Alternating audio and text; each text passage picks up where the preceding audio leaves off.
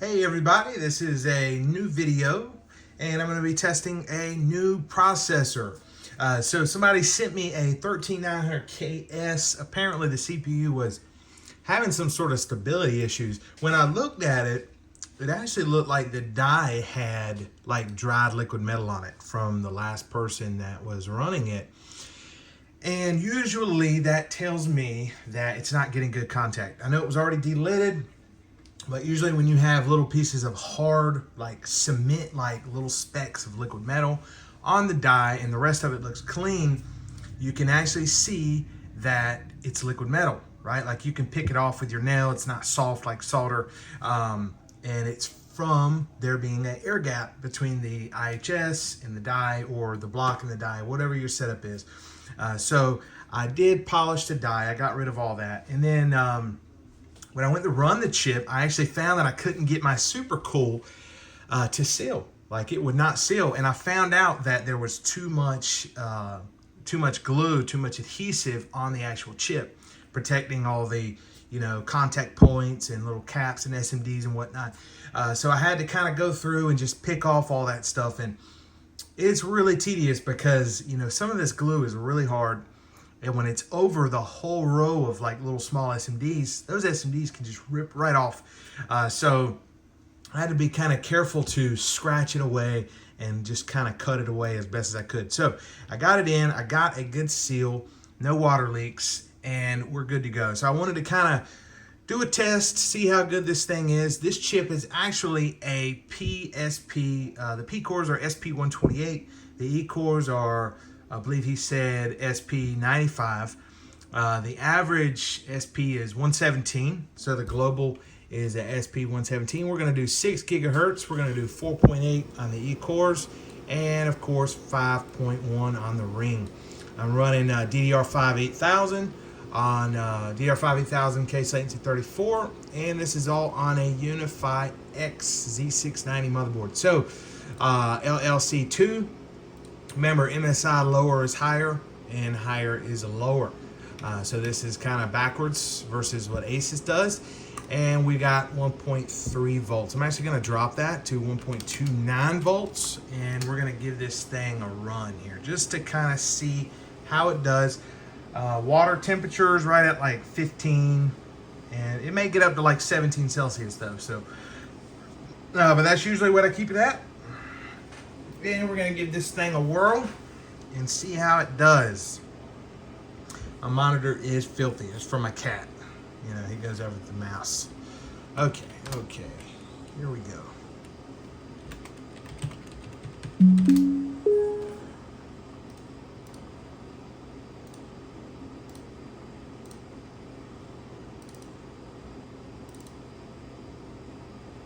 Alrighty, so we're going to be running Cinebench R23 on this chip here. I'm just going to give my OS a second, make sure nothing is loading or opening, or should be good. And here are the voltages. Alright, so you can see our idle frequencies here, 6 gigahertz and 4.8 on the E cores. And we are going to give this thing a kick. All right, this here is our load voltage. Right now it's at 1.289. Pretty good. Definitely not the best CPU I've tested. I know you can have a lot of variation, right? No matter what that PSP is. So here we go. We're going to go ahead and run R23. And you can see that load voltage is right at about 1.275.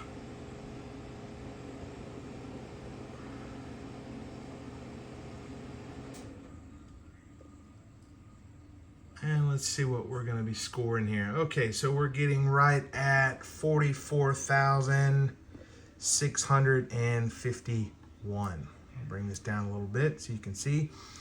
All right, so max power draw was 333 watts. And it looks like, again, that load voltage was like 1.275. I'm not sure if this is stable. There is one quick way to tell, and that is always launching something with like heavy shader compile in the beginning. So we'll give something a try. So far, this chip is not as good as the last CPU I tested. That chip was, I think, only had like SP124 P cores. Not as good as that one. I was expecting better. Come on, chip. I was expecting better. But no, this is still a really good CPU here. Yeah, I mean, it actually is. This is a good chip. This is definitely a good CPU.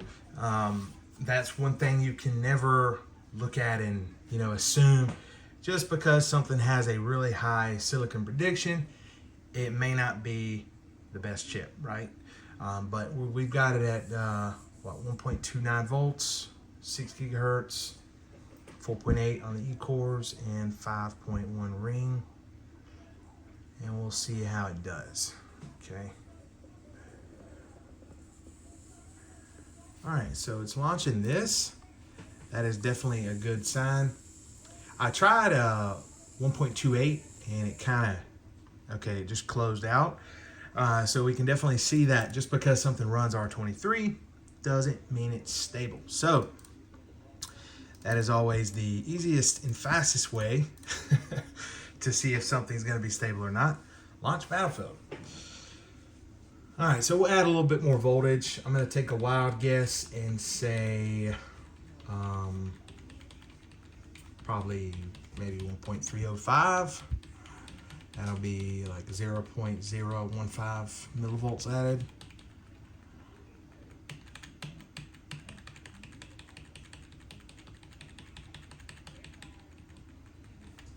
Okay, here we go. And it could be giving me some trouble over these E-cores too. Sometimes, you know, if you got the E-cores too high, it will give you a little trouble. You know what? Let me just add some more juice. 1.305. That should do the trick.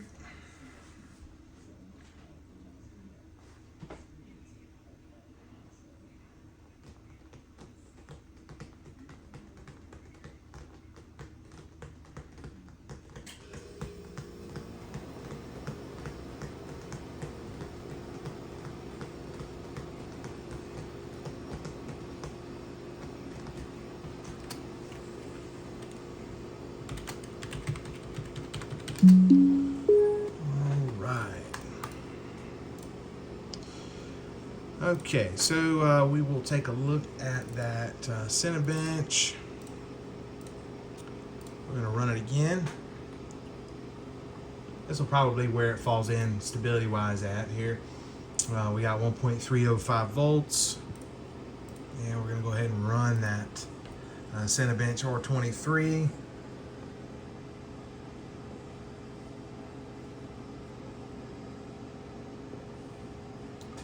And our load voltage right at 1.289 volts. About 345 watts of power.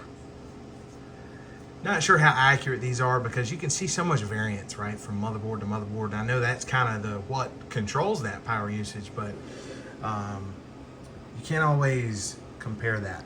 But I know that if you do take a 13900KS and run it stock right out of the box, auto voltages, auto BIOS settings, they will definitely eat you up on power, easily pulling over 340 watts. So it's kind of like we're getting a free, you know, overclock, and we're running the same, you know, power and stuff like that, but we're just getting free performance. Make sure my OSD is on. Okay. This will probably most likely launch. Should be fine.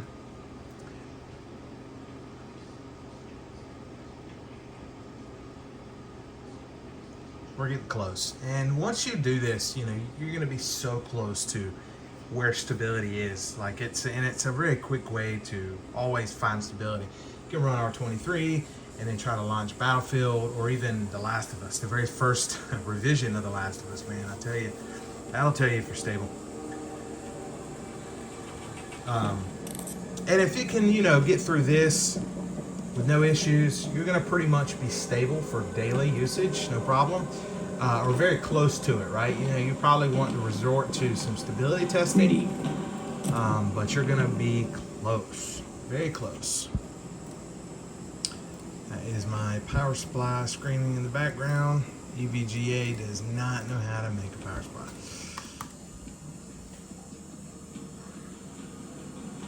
This game is, by the way, too, everything is kind of cranked up. I'm not even running DLSS, so I actually want to turn that on.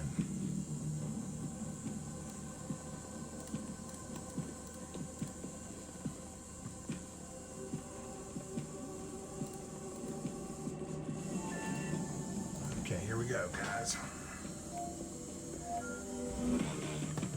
Okay, maximum CPU power usage is like right at 97 watts.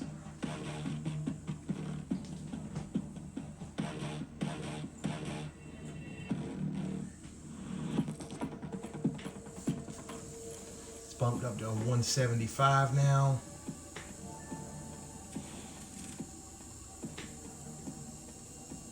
This game really hits a processor, it really does.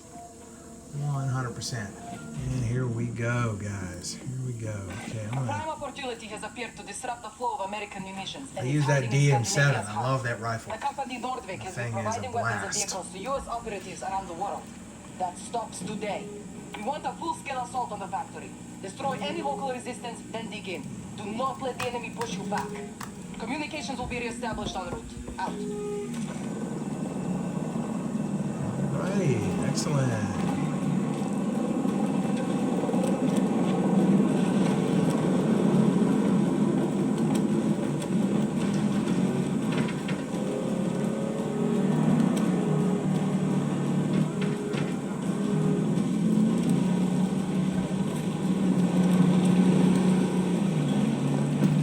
Alright, there we go. Our forces have taken all of Alpha Sector. It's very smooth, no skipping or anything, so that's usually a good sign, especially with Battlefield. If you have a skipping game, it's a pretty good sign that your CPU voltage is too low.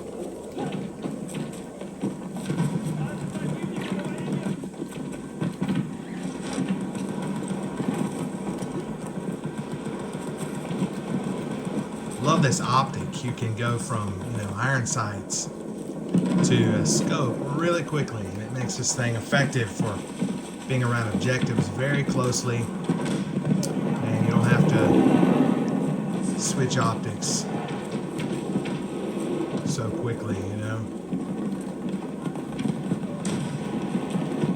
I'm gonna chill right here for a minute and see if I can knock some guys out.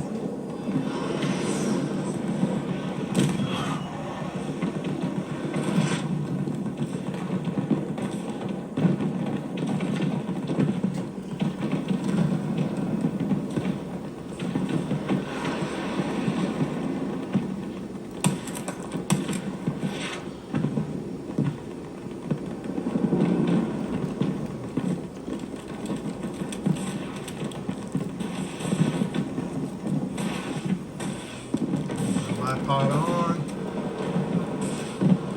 and I do have the 6X on here, so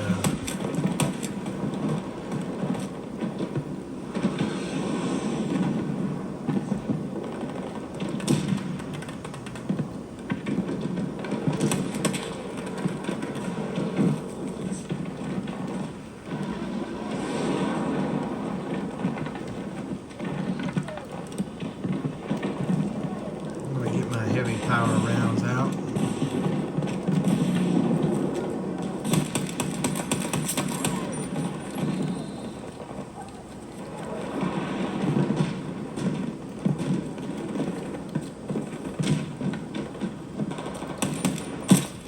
Oh, look at that.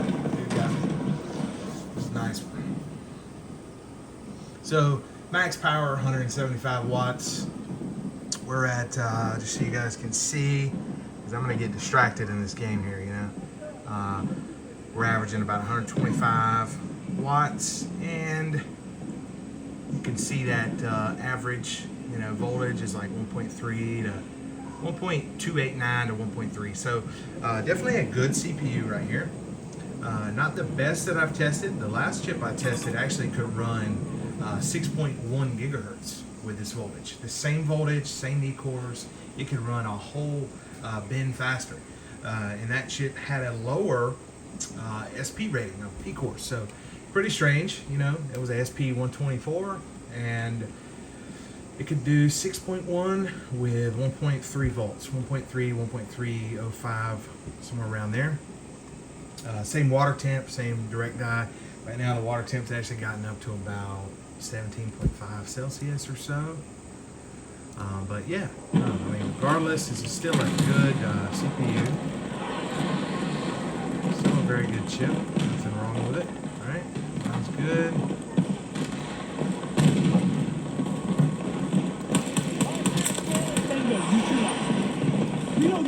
Definitely a very good chip. I mean, zoom out a little bit here.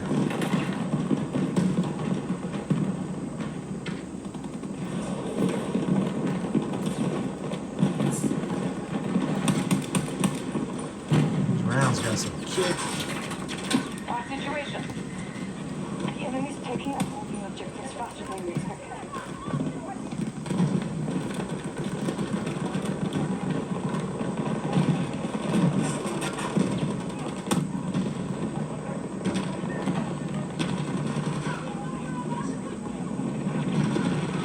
So dead right now.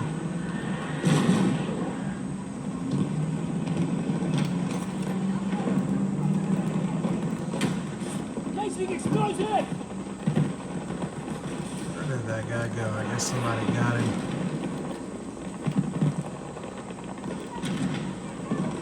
Reloading. 1 second.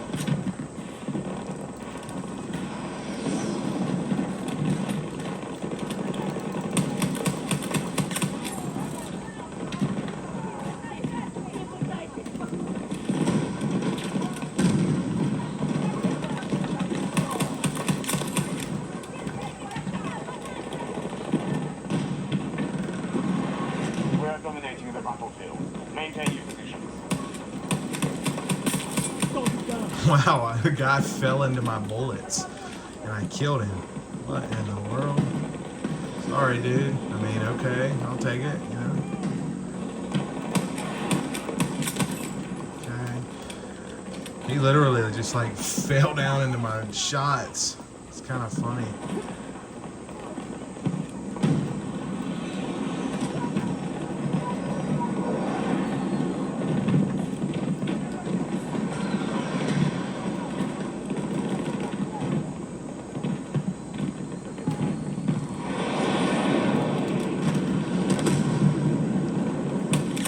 Tango neutralized.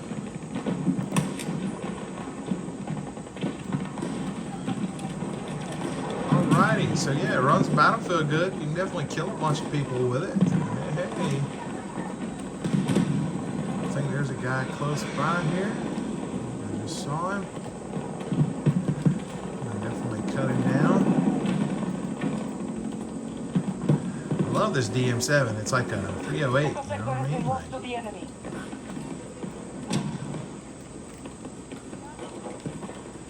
okay, I feel like I'm about to die. Tango down, not moving. Hey, I just unlocked another optic. Nice. And something else cool.